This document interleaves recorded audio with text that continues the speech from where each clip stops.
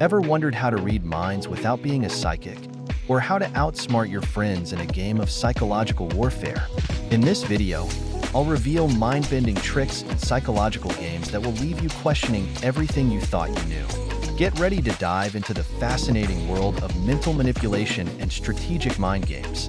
It's time to sharpen your wits and master the art of psychological warfare. Let's get started. So, you think you've caught me, huh? Well, let me tell you something. You've just stumbled upon one of the many tricks from the infamous Book of People's Games. Yes, that's right, a book filled to the brim with cunning tricks and devious schemes. And guess what? I'm about to reveal to you the next trick in line. Picture this: a sly smile, a mischievous glint in the eye, and a clever plan unfolding before your very eyes. That's the essence of this next trick.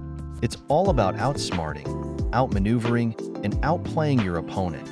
It's about turning the tables when they least expect it, leaving them scratching their heads in disbelief. But here's the twist. Just when you think you've got me cornered, I flip the script. I take control of the situation, leading you down a path of uncertainty and surprise. You see, in the world of tricks and games, nothing is ever as it seems. It's a dance of wit and strategy, where every move counts and every decision shapes the outcome. So, as you stand there, thinking you've won, I invite you to wait a little longer. Because in this game of cat and mouse, the tables can turn in an instant. And before you know it, you'll be the one caught in my web of tricks and illusions. Remember, in the Book of People's Games, nothing is off limits. So buckle up, get ready for a wild ride, and prepare to be amazed by the next trick up my sleeve. Because when it comes to outsmarting the villain, there's no telling what I'll do next. We have the trick of foot. This game involves subtly manipulating situations to gain an advantage over others. It's like stepping on someone's toes without them realizing it, asserting dominance or control. Next, we have the shoulder trick.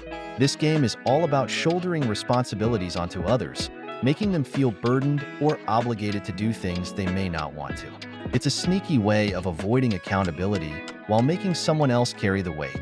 Then, there's the overhead trick. This game involves creating a sense of superiority or entitlement, looking down on others from a metaphorical pedestal. It's a power play that can lead to manipulation and control over those perceived as beneath.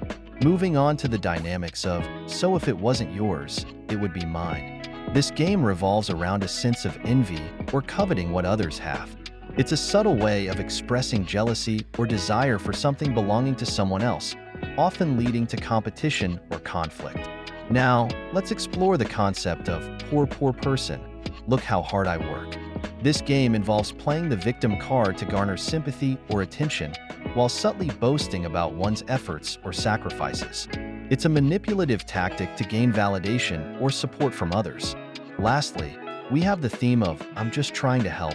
This game involves offering assistance or advice under the guise of goodwill, while actually seeking to control or influence the other person's decisions. It's a subtle form of manipulation disguised as benevolence. In conclusion, these psychological games discussed in Eric Berne's book shed light on the complex dynamics of human interactions. By understanding these tricks and patterns, we can navigate social situations more effectively and avoid falling into the traps set by others. Remember, awareness is key to breaking free from these games and fostering healthier relationships. Why don't you? Yes, but this game involves a person seeking advice, but constantly finding reasons why the suggestions won't work. It's a cycle of seeking help but resisting any solutions offered. Next, wooden leg. This game involves someone using a physical or emotional issue as an excuse for not participating fully in life. It's a way to avoid taking responsibility or facing challenges head-on. Then, there's see what you made me do. This game involves shifting blame onto others for one's actions or emotions. It's a way to avoid personal accountability by making others responsible for the situation. Moving on to Ain't It Awful. This game involves constantly focusing on the negative aspects of life and seeking sympathy from others. It's a way to gain attention and validation through shared misery. Another game is Now I've Got You, You Son of a Bitch. This game involves creating conflict or drama to gain a sense of power or control over others. It's a manipulative tactic used to assert dominance in a relationship. Lastly, there's Look How Hard I've Tried. This game involves putting in excessive effort or sacrifice to gain approval or validation from others. It's a way to seek external validation by showcasing one's efforts. These games, as described by Eric Berne, shed light on the complex dynamics of human interactions and the underlying psychological motivations behind them. By understanding these games, we can become more aware of our own behaviors and the games we might be inadvertently playing in our relationships. So, next time you find yourself in a familiar pattern, take a step back, reflect, and choose to engage authentically rather than falling into these psychological games. Don't let me fall. In this game, individuals seek reassurance and validation from others, constantly testing their support and loyalty. They may create situations where they appear vulnerable or in need, waiting for someone to come to their rescue. This behavior can stem from deep-seated insecurities or a fear of abandonment. Another game Berne discusses is Sing Along with My Singing. This game involves individuals seeking admiration and praise for their talents or accomplishments. They may subtly or not so subtly fish for compliments, wanting others to acknowledge and appreciate their skills. This behavior can be a way for individuals to boost their self-esteem or feel validated by external validation. I Won't Be Happy is another game outlined in the book. In this game, individuals sabotage their own happiness or success, often as a way to gain attention or control in a situation. They may create obstacles or barriers to their own joy, leading others to feel responsible for their well-being. This behavior can be a manifestation of deeper emotional issues or a desire for power dynamics in relationships. What will others think? Is a common game where individuals constantly worry about how they are perceived by others. They may alter their behavior, opinions, or choices based on the imagined judgments of those around them. This game can lead to a lack of authenticity and self-expression as individuals prioritize external validation over their own beliefs and values. Lastly, Save Me is a game where individuals seek rescue or intervention from others in challenging situations. They may portray themselves as helpless or victimized, hoping that someone will come to their aid.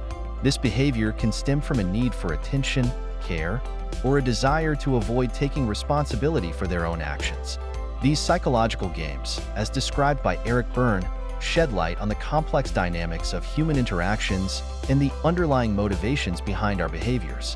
By recognizing these patterns, we can gain insight into our own actions and the games we may unknowingly participate in, ultimately leading to more authentic and fulfilling relationships. One common game is Look at How They Behave with Me. This game involves seeking validation by observing how others interact with us, constantly analyzing their actions to gauge our worth. It's a subtle yet powerful game that can impact our self-esteem and relationships. Another game is You Just Don't Understand. This game involves creating a sense of superiority by dismissing others' perspectives as inferior or inadequate.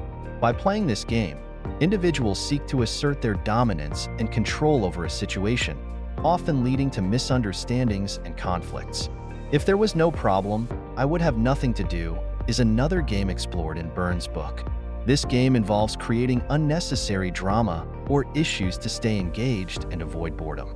By constantly seeking out problems, individuals may sabotage their own happiness and peace of mind, leading to a cycle of negativity and stress. I Will Show You Who Is the Boss is a game rooted in power dynamics and control. By asserting dominance and authority over others, individuals attempt to establish their superiority and influence in a given situation. However, this game can lead to strained relationships and a lack of genuine connection with others. Lastly, You Always Exaggerate is a game where individuals undermine others' experiences or emotions by dismissing them as exaggerated or unwarranted. By downplaying the significance of others' feelings, individuals may invalidate their experiences and create a sense of mistrust and disconnect. In conclusion, the games outlined in Eric Berne's book shed light on the complex dynamics of human interactions and the underlying psychological motivations behind our behaviors. By recognizing these games and their impact, we can strive for more authentic and fulfilling relationships built on trust, empathy, and genuine communication. Why don't you? Yes, but where individuals seek advice but reject every solution offered to them. This game highlights a pattern of seeking help while simultaneously resisting any form of resolution. It's a cycle of self-sabotage where the individual remains stuck in their problems, unwilling to accept help or change. Another game explored in the book is If It Weren't For You, where one person blames another for their own unhappiness or failures. This game shifts responsibility away from oneself and onto someone else, creating a toxic dynamic of resentment and victimhood. By constantly pointing fingers and refusing to take ownership of one's actions, individuals perpetuate a cycle of negativity and conflict in their relationships. Furthermore, the game, See What You Made Me Do, illustrates a manipulative tactic where one person blames another for their own aggressive or harmful behavior. By shifting the blame onto someone else, the individual avoids accountability and justifies their actions through external factors. This game perpetuates a cycle of manipulation and control, eroding trust and fostering a toxic environment of power struggles.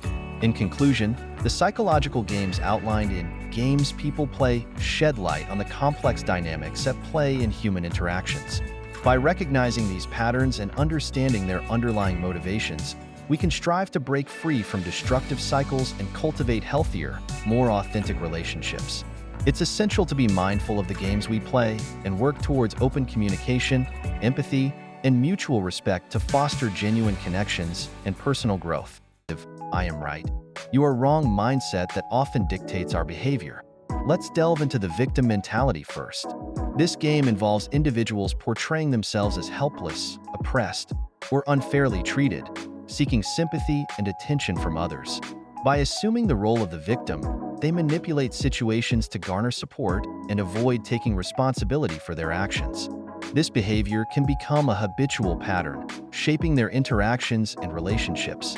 On the flip side, the I am right, you are wrong mindset is a power play where individuals strive to assert their dominance by invalidating others' perspectives.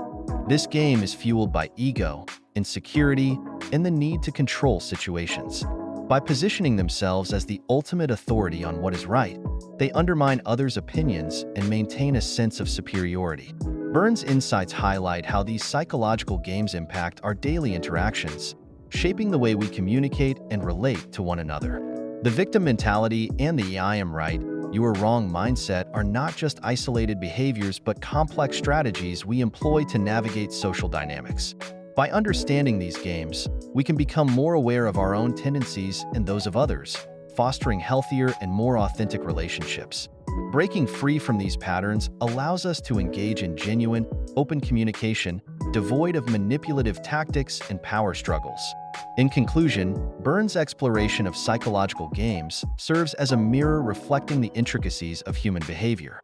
By recognizing and transcending the victim mentality and the I am right, you are wrong mindset, we can cultivate empathy, understanding, and mutual respect in our interactions, ultimately leading to more fulfilling connections and a deeper sense of self-awareness. I'm Worse Than You, where individuals seek validation through self-deprecation.